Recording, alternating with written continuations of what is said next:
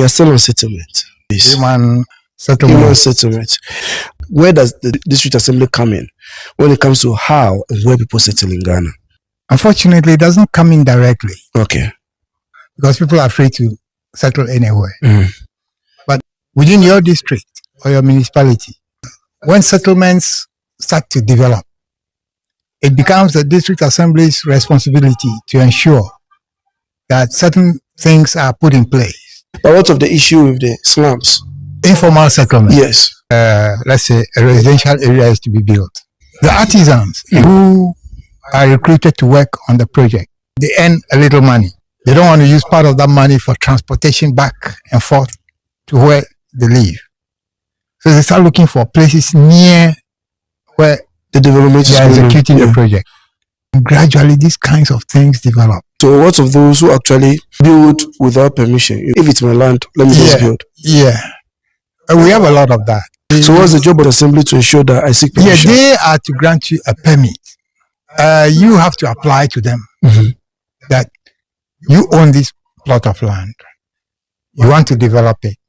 And this is a plan. So you take the documents of your land to them. Yeah, they'll check to see that it meets building and construction standards and does not violate any rules or regulations.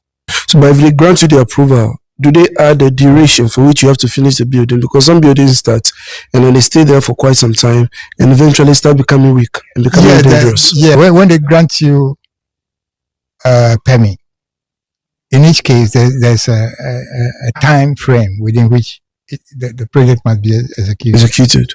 Yeah, otherwise, any number of things could happen. So it's their job then to actually come around to make sure that the project is executed within the stipulated time. Yes. But are they really doing that? As to how well they do it, making sure that building projects that are started are completed on schedule. It's not just the assembly's problem. It's also the problem of you, the one who is doing the development. Okay, so if I start a business, a project, the assembly needs to come around and make sure I complete the project. Do they have to remind me that, hey, your things are getting weaker? If you don't complete it within this period, we are scared it might be dangerous, that you might not be able to build. Yeah, you have to bring the building. Because, you see, I think last month, one of the buildings that collapsed was an uncompleted building that has been there in the school premises for a while. Yeah. And then the people, there was even a story of the children learning there at times. And then there were a few people having a church service there and the whole building collapsed, killing, I think, 2 people or so. So there's a municipal assembly within that jurisdiction. Could they be blamed for that incident? In a sense, the Works and Housing Unit of the municipal assembly, which has to monitor and evaluate these things, we're going to be looking at their staff strength. Okay. Relative to the community they are engaged with.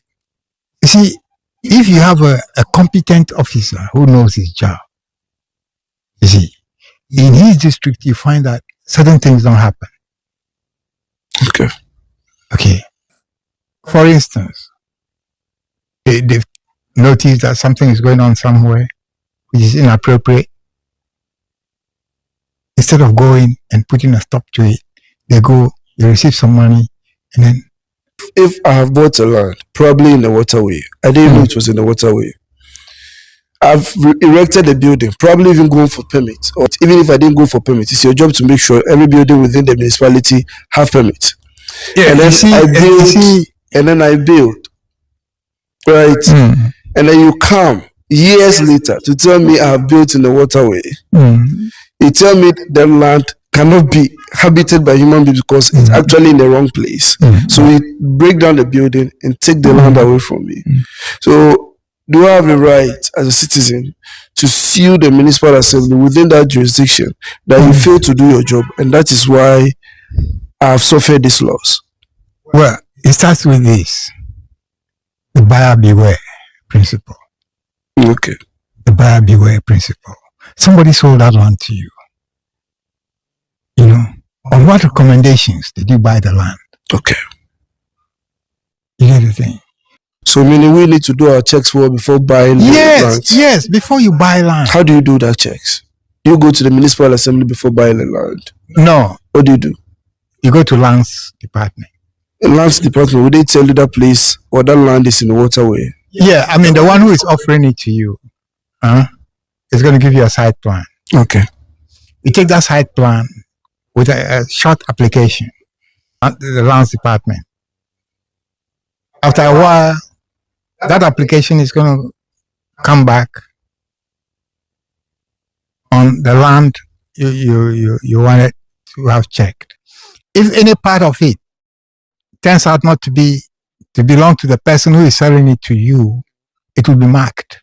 If any part of it turns out to be public land, it will be marked. So you'll be told in an accompanying letter what is left of the land which can be sold to you. Now, if you still want to go ahead and buy it, well, then that's going to be your choice. But they don't go for it to make sure that land is not sold, assuming it's a public land. No, they don't.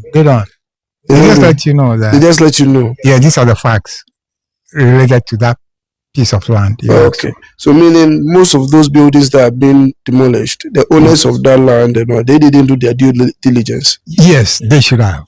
Okay, I didn't do my due diligence. That's aside. Now I'm erecting a building. The municipal assembly comes in. Have to come in to make sure I have my permit. They don't come to, for that, if I don't have a permit, they need to actually come in to tell me, hey, you don't have a permit, stop work. Yeah. They don't tell me stop work. It's their job to tell me stop work. Yeah. It is for them to let you put a stop. So let me put a stop. Put an end to your action. An end to my action. But they don't come in and then they wait for me to buy the iron rods, the roofing sheets, whatever. And then the rains come in and then they come and tell me your building is in the waterway. We are demolishing it. Yeah.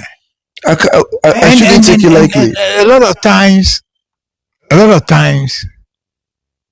it's not even as if they're talking about their demolition. The state in which you are, either your room is flooded, all your things are up on tables and up the fridges, and I mean, what? Poor housing will not affect only just those who live in the house. It affects those in the community. Within the neighborhood. It so happens that the works and public housing sector issue of the assembly, those who work there are preoccupied with a whole lot of other things. You see, so when you expect them to be the ones who would come and tell you, don't do this, don't do that, don't do that. A few people that don't even have the time to come and do those inspections. No. That regularly. Yeah, that regularly. You see, even if they do once in a while. This is not enough. The community is bigger than the personnel available. You see. And then too, with the personnel themselves and how they pace themselves in relation to the work. You see a situation where, given what you do at your workplace, you need just about 3 people seated in the office. The rest of you should be out in the field. Working. I mean, dealing with real life situations. And that's one of the problems with the But you have a situation where you go to the office and they're just there. And all the 16 of them are seated in the office.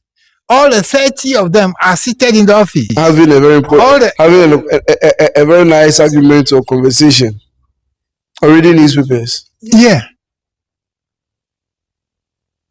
So it's more or less like freedom. You have that freedom, you are still paid for. Yeah, your job. You get paid for it. It's like we've left a lot of things undone.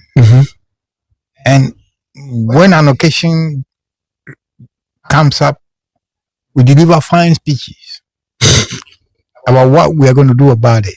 And that's it. And that's it. So, your own conclusion in terms of settlement, I would say keeping up with development, whereas keeping up monitoring, the monitoring aspect. Look, if you cannot do it all by yourself, get some NGOs to help you.